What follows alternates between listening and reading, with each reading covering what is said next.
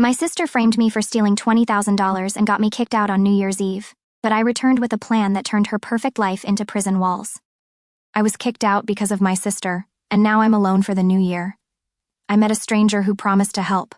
Now my parents are crying because she's in prison. It's New Year's Eve, and I'm sitting alone in a cold apartment with nothing but silence to keep me company. It wasn't supposed to be like this. A week ago, I had a family, a warm home, and plans to celebrate with them just like every year, but now I've been kicked out because of my sister, Emily. You'd think I would have seen this coming. Emily's been the golden child since we were kids. Perfect grades, perfect friends, and perfect lies. I never thought one of those lies would cost me everything, though. She told my parents that I had stolen $20,000 from them. It was absurd. I couldn't even believe it when they called me into the living room. My mom was holding a box of tissues, and my dad couldn't even look me in the eye. When they told me what Emily had said, I laughed at first. I told them it wasn't true, that I would never touch their money. But Emily stood there with her crocodile tears, acting like she was some kind of victim. She said she'd caught me in her bedroom, going through my dad's safe. I didn't want to believe it either, she sniffled. But I saw him, Mom. I'm so sorry. I kept telling them it wasn't true. I begged them to believe me, but my dad cut me off. He said they couldn't have a thief in the house, especially not in the family. I was told to pack my things and leave. I knew it was her. Emily was behind everything. But no matter what I said, they believed her. Why wouldn't they? She was their perfect little girl, and I was just me. I left that night with nothing but a duffel bag and my cell phone.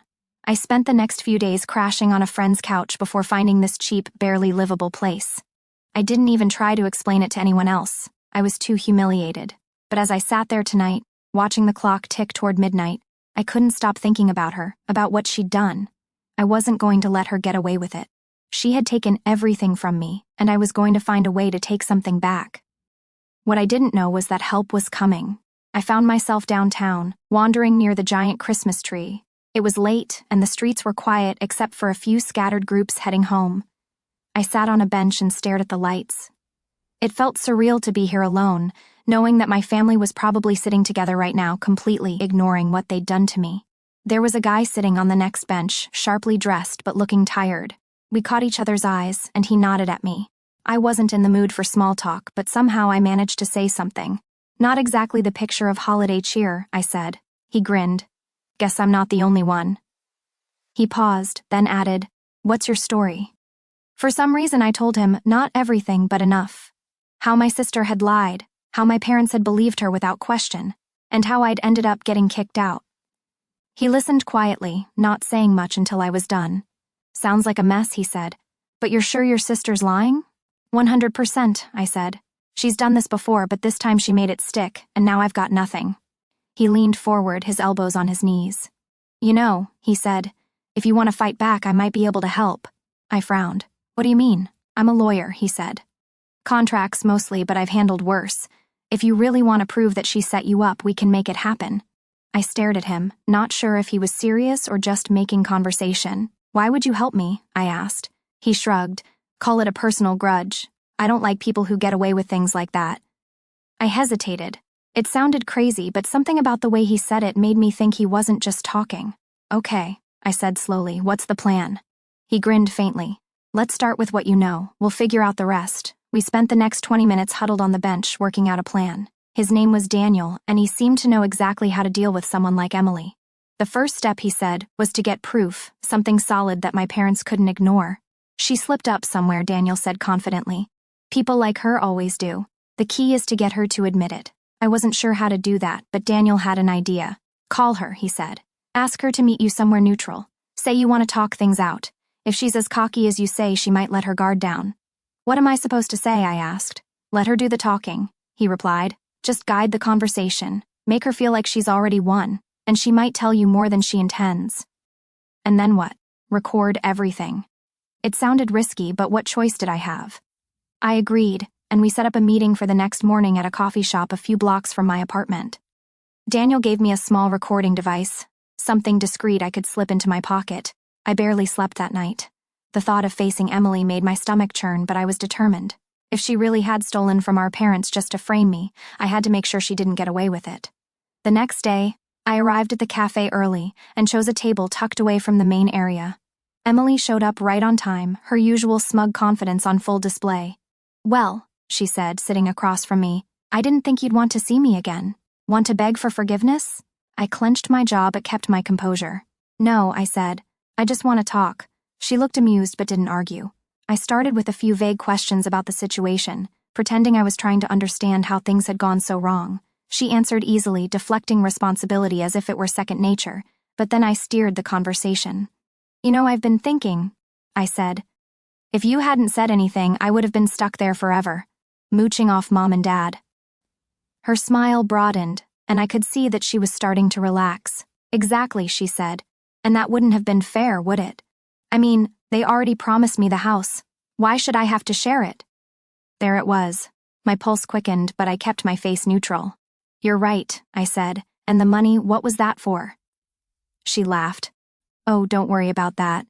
20,000 is nothing compared to what they'll save by not having to take care of you. Besides, it went to good use. New clothes, a few charity donations, for appearances." My stomach turned, but I didn't say anything. She kept talking, rambling on about how she'd been planning this for months. When she finally stopped, I had everything I needed. As soon as Emily left the cafe, I took off. I didn't even wait to finish my coffee. I had to get the recording to Daniel, and fast. When I got to his place, he was already waiting for me. He listened to the recording with a kind of quiet intensity, nodding occasionally but keeping his thoughts to himself. When it ended, he leaned back and let out a satisfied sigh. "Got it," he said simply. "Is that enough?" I asked, still unsure. "It's more than enough," he said. "She admitted to setting you up, stealing the money, and manipulating your parents. Now we just have to make sure the right people hear it." The next part of the plan was simple but nerve-wracking.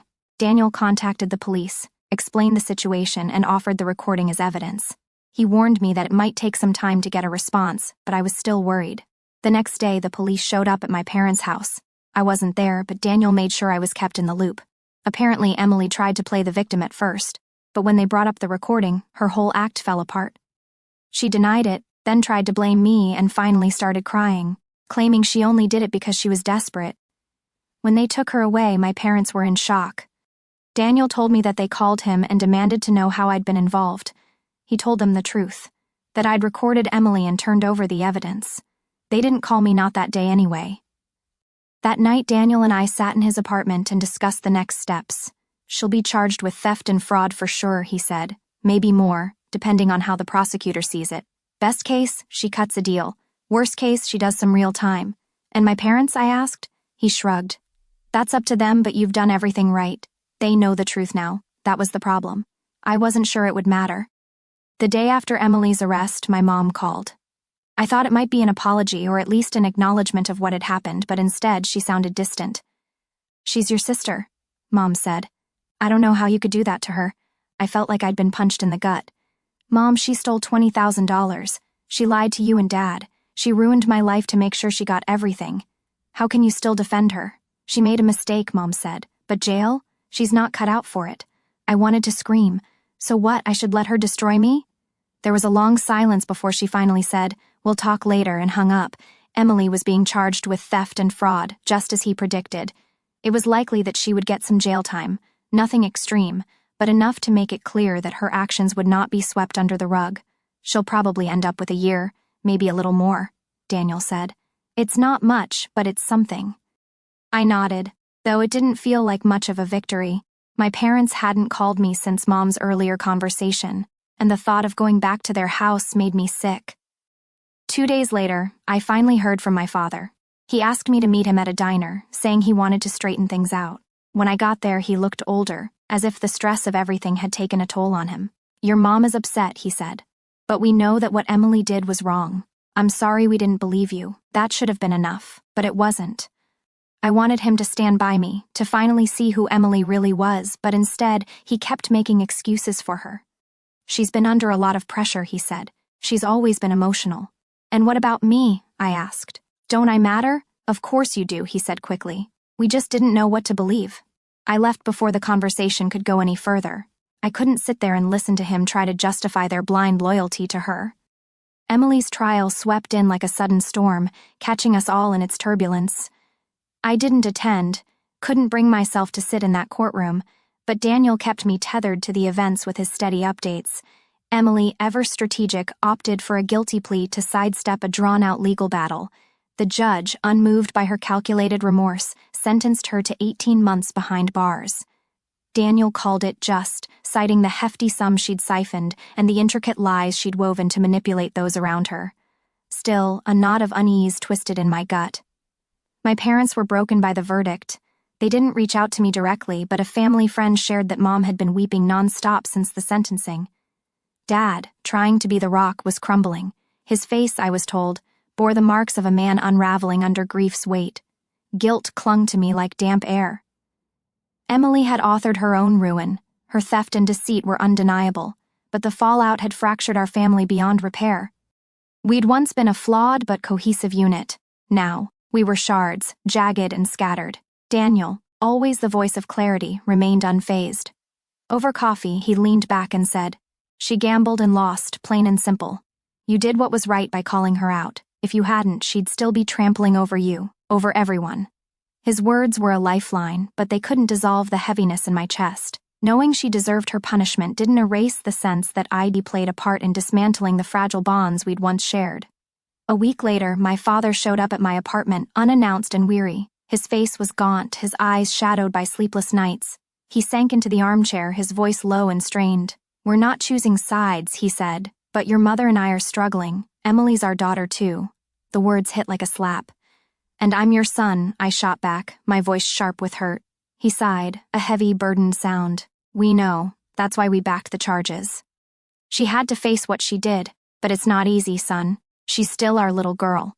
I stared at him, disbelief burning in my throat. "She stole from you, Dad, from me. She manipulated everyone without a second thought. How can you still defend her?"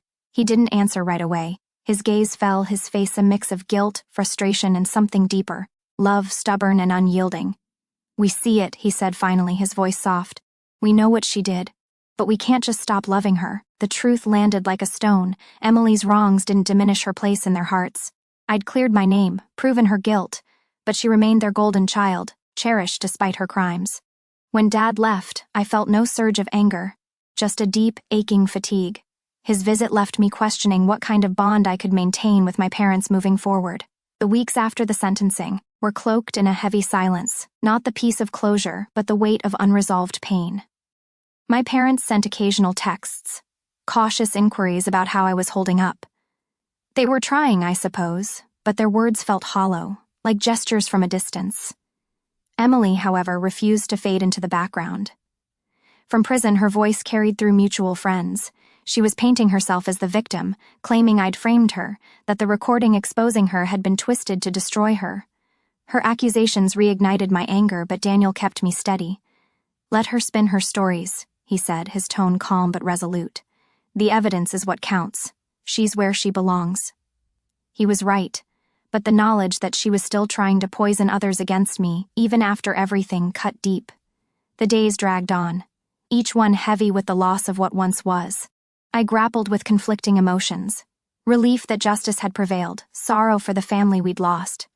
Emily's actions had drawn a permanent line between us, one that grew sharper with time. My parents' unwavering love for her, despite her betrayal, left me feeling like a stranger in my own family. Yet, I couldn't fully let go. They were my parents, imperfect and human, and I was their son, navigating the wreckage of a truth too painful to fully escape. My parents had gone to see Emily in prison, a visit that left my mother rattled but resolute when she called me afterward. Her voice carried a weight, trembling yet stubborn, as if she were trying to convince herself as much as me. "She's truly remorseful, you know," she said, her words laced with hope. "She's learned her lesson this time." I didn't hesitate with my response, my tone sharp but steady. "She's only sorry because she got caught, Mom. That's not the same as regret." The line went quiet, but the silence buzzed with unspoken tension. I could sense Mom's unspoken plea. She wanted me to forgive Emily, to sweep it all under the rug so we could pretend to be a family again. But forgiveness felt like a betrayal of myself, and I wasn't sure I'd ever be ready to offer it. In the aftermath, I threw myself into rebuilding what Emily had shattered. With Daniel's guidance, I found a new apartment, a small but bright space that felt like a fresh start. He also helped me polish my resume, and soon I was applying for jobs that promised more than just a paycheck. Daniel wasn't just my lawyer anymore. He'd become a friend, someone whose steady presence I could rely on. One evening, as we sat over coffee, I confessed how adrift I felt, like I was navigating a world that no longer made sense. "You're doing what's right for you," he said, his voice calm but firm. "Cutting out toxic people, even family, is one of the hardest things you'll ever do. But it's also what makes you stronger." His words were a lifeline, but they couldn't erase the ache in my chest. I'd grown up believing family was an unbreakable bond, a constant no matter what storms came. Now, that belief felt like a naive dream, and the loss of it left me hollow. The tension with my parents had been simmering for months, marked by stilted phone calls and silences that spoke louder than words. I should have anticipated the confrontation, but when they invited me over, a flicker of hope sparked in me. Maybe this was their attempt to mend things, to acknowledge the pain Emily had caused and the impossible position I'd been forced into. But the moment I stepped into their house, that hope withered. The air was thick with unease, the kind that settles in when hard truths are about to be spoken. Mom sat at the dining room table, her hands clasped so tightly her knuckles were white. Dad stood behind her, his face a mask of quiet disapproval. They didn't greet me warmly or offer me a seat, and the absence of those small gestures felt like a wall going up between us.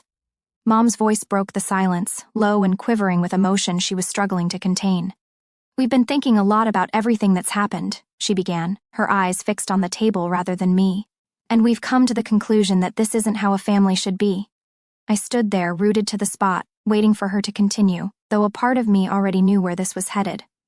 "She's your sister," Mom pressed on, her voice gaining a fragile edge. "You're her brother.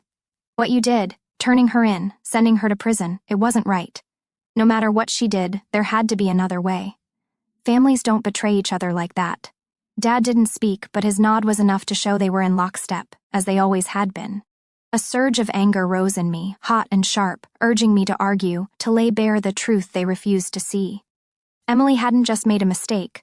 She'd systematically dismantled my life, and they'd stood by, letting it happen. I'd only turned her in because no one else would hold her accountable, because justice was the only way I could reclaim some semblance of control. But as I looked at their faces, Mom's pleading, Dad's resolute, I knew words wouldn't change their minds. To them, I'd violated some sacred code, and that was unforgivable. Mom's tone softened, as if kindness could dull the sting of her words. "We think it's best if we all take some time apart," she said, her voice almost a whisper now. "Just until everyone can cool off and think things through." The words landed like a quiet blow, final and unyielding. I didn't argue or plead. I gave a single nod, turned, and walked out, the door closing behind me with a soft click that felt louder than it should have. As I stepped into the cool evening air, the weight of their decision settled over me. Not just a pause, but a fracture in the family I'd once thought unbreakable. I didn't know if time would heal it, or if I even wanted it to. That was 8 months ago. I haven't heard from them since. Not a phone call, not a message, not even an awkward holiday card. I've moved on as best I can, but the silence is heavy. Emily is still in prison. I don't know if she learned anything, and honestly, I don't care. She's out of my life forever. My parents? I don't know if I'll ever see them again. Part of me misses them, but another part knows I can't go back, not after everything that's happened. Sometimes, late at night, I wonder if I made the right choice, if standing up for myself was worth losing them. But then I remember the betrayal, the lies, and the way they turned their backs on me when I needed them most. And I tell myself that I made the only choice I could.